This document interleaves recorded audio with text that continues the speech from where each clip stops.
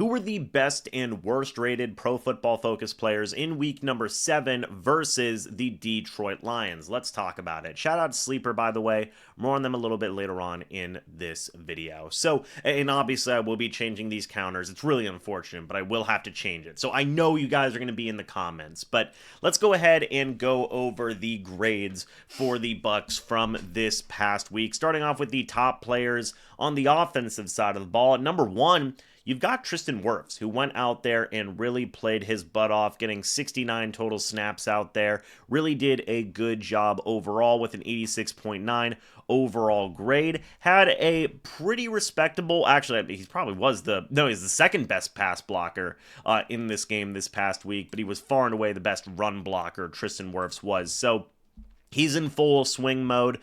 He is looking great coming back from his injuries and whatnot. This is the 4th time he will be in the top 5 for the Bucs offensively. I think it's every game that he has been back from injury. He's been in the top 5 offensively for the Bucs, according to Pro Football Focus. So shout out to him for that. At number 2, we've actually got Tez Johnson. Now, I was actually talking to my friend, Mr. Evan Wanish of the Cannon Fire podcast about this, and he said, well, Tez Johnson actually played a pretty good game. And, you know, look, the numbers support this. You take a look at 78 overall offensive grade, 76.6 in the passing game, 59.3 in terms of run blocking. Look, Tez Johnson being the size that he is, I don't expect him to be an absolute beast in run blocking, but still, credit to Tez Johnson here. This is his 2nd appearance in the top 5 this season. You then have Cade Otton checking in at number 3 with a 67.7 overall grade. Overall, really solid numbers in terms of pass blocking and the passing game in general. Run blocking is leaving a lot to be desired here at a 52.9, but it is what it is. Ben Bredeson checks in here at number 4 with a 66.7 overall grade, 86.2 pass blocking grade, the best pass blocker for the Bucs in this game by far, literally almost 6 points higher than Tristan Wirfs. So shout out to Ben Bredeson for that. And then you've also got him with a 48.7 run blocking grade, which is not great, but the Bucs didn't run a lot in this game, so it is what it is. By the way, for Cade Otton, this is the 2nd time he is in the top 5 offensively. Ben Bredeson, it's his 2nd time as well. And then we actually have a tie here for offense. It is Emeka Egbuka and Ryan Miller, both getting a 63.7. Not really great in the passing game, all things considered, but both held up pretty well in run blocking, especially Ryan Miller with that 76.8 overall run blocking grade. Since it is a tie, we are going to throw them both in there. It is Ryan Miller's, I think, debut. No, sorry, it's his 2nd time in the top 5 offensively. Emeka Egbuka, it will be his 4th time offensively. To go to the bottom 5 here, and yeah, there's a couple of not surprising things here in my opinion. Firstly, Graham Barton checks in the bottom 5. I am curious to see. Yeah, this is Graham Barton's 4th time in the bottom 5 now. So, you know, he's had a bit of a rough year. He's had to move over so many different places, right? From left tackle to right tackle to center. He's been all over the map, right? So I don't blame Graham Barton fully, but, you know, he does need to show some improvement here. 32.7 pass blocking grade is just not very good. He was a better run blocker than a pass blocker in this one. Baker Mayfield makes his debut in the bottom 5. It's not surprising. It was probably one of the worst games Baker Mayfield has ever played as a Buc. Certainly the worst game of Mayfield's this season, I would say. Okay, so not really surprising. He really did struggle in the passing game, was just off on a lot of throws.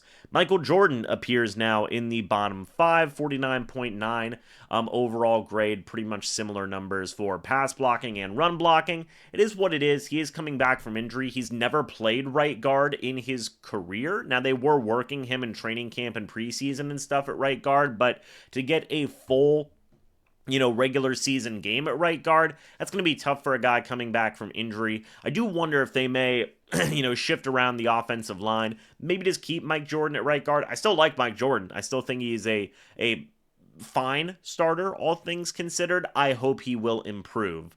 And then finally, coming in at 4 and 5, it's Mike Evans. Didn't play a ton, only played 14 snaps in this game. We obviously know the injury stuff that happened here. And Sean Tucker only playing 6 snaps, also rounds out that bottom 5. For Evans, it is his debut in the bottom 5. For Sean Tucker, it is his second time in the bottom 5. So it is what it is there. To the defensive side of the ball we go. Starting off with the top defensive guys. Firstly, you've got Vita Vea checking in with the top graded as 73.0. I am curious to see Vita's run defense grades this year.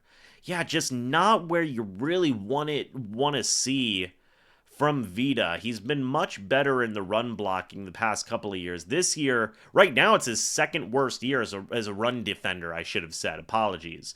The pass rushing is still really good this year. He's still putting up some really, really good pass rush numbers. Phenomenal pass rush numbers throughout his NFL career, by the way, in terms of grades and whatnot. So I definitely want to see him improve a little bit more in that run defense, but he's still doing some good work there. He dropped back into coverage once. That's just kind of a funny moment there. This will be his, let's see, fourth time in the top 5 defensively. Zion McCollum also checks in. This is his third time in the top 5 here. Very solid grade. Run defense, not super. Tackling, not super. But the coverage grade was very solid. Anthony Nelson surprisingly checks in here in the top 5. The tackling was not good. We know that missed tackle on fourth down, which was super, super unfortunate in regards to Nelson just giving up a big play there, right? So the tackling grade is not super surprising there, but apparently he did pretty well as pass rushing. That might be his best pass rushing grade of the season. Let's go ahead and check on that. Second best. The number 1 was against the 49ers, it looks like. But Nelson's been pretty consistent through 2 games right now as a pass rusher there, so kudos to him for that. He also dropped back in coverage 1 time. So there you go. This is Nelson's, is it his debut in the top 5? It looks like it's his debut in the top 5. Yeah, seems so. So shout out Anthony Nelson for debuting in the top 5. He played 24 snaps. Will probably play a lot longer depending on how long Hassan Reddick is going to be out for going forward. Yaya Diaby also appeared in the top 5. This is his 4th time in the top 5. He did have a sack in this past game, a sack fumble. So kind of surprising to see that pass rush grade be as low as it was. But the run defense was still very good. Did drop back in coverage 6 times. The tackling, not great. Not great from the outside linebackers. Really, this team struggled in big moments to tackle just in general. And then finally, Tyke Smith checks in that top 5. This is his 6th appearance in the top 5 as well. So shout out to Tyke Smith for being the most consistent defender the Bucs have right now, far and away. So shout out to him for that. Moving on to the bottom 5, Greg Gaines. Really bad night for Greg Gaines. This is his 5th appearance in the bottom 5. Jacob Parrish then checks in. Really bad game for Jacob Parrish in there as well. He was going up against Amon-Ra St. Brown a lot in that game, so it's really not too surprising for me. His 2nd time in the bottom 5. Elijah Simmons is in the bottom 5 as well.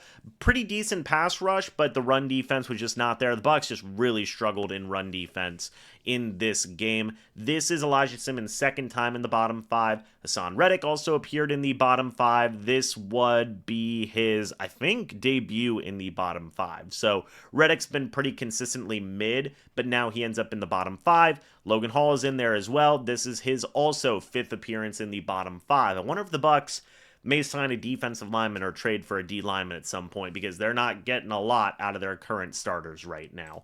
Finally, in special teams, everybody, at the top, we have Sean Tucker. He is another, good special teams game from him. This is, is this his debut? No, sorry, yeah, this is his debut on special teams. So shout out to Sean Tucker for getting his debut in terms of special teams. You've got Marquise Watts up there as well. Oh, sorry, I'm looking at the bottom 5. Okay, now we should be good to go. Sean Tucker has, no, it's still his debut, it looks like. Okay, well, that is his debut. Marquise Watts comes in as well. This is his 3rd time in the top 5. Payne Durham is also in there as well. His 3rd time in the top 5. Jacob Parrish is in there also. His 3rd time in the top 5. And then finally, Christian Izien, which is his 2nd time in the top 5. So shout out to those guys for getting that work done. We got to have a real conversation about this guy, these 2 guys, special teams guys. Kayvon Merriweather and Ryan Miller. And look, I'm sure they're very nice guys. I'm sure they're very lovely. We got to talk about this. This is Kayvon Merriweather's 5th time in the bottom 5 on special teams. 5th time. That's not good out of 7 games. Ryan Miller, this is his 6th time in the bottom 5 out of 7 games, everybody. 7 games, 6 times for Ryan Miller in the bottom 5.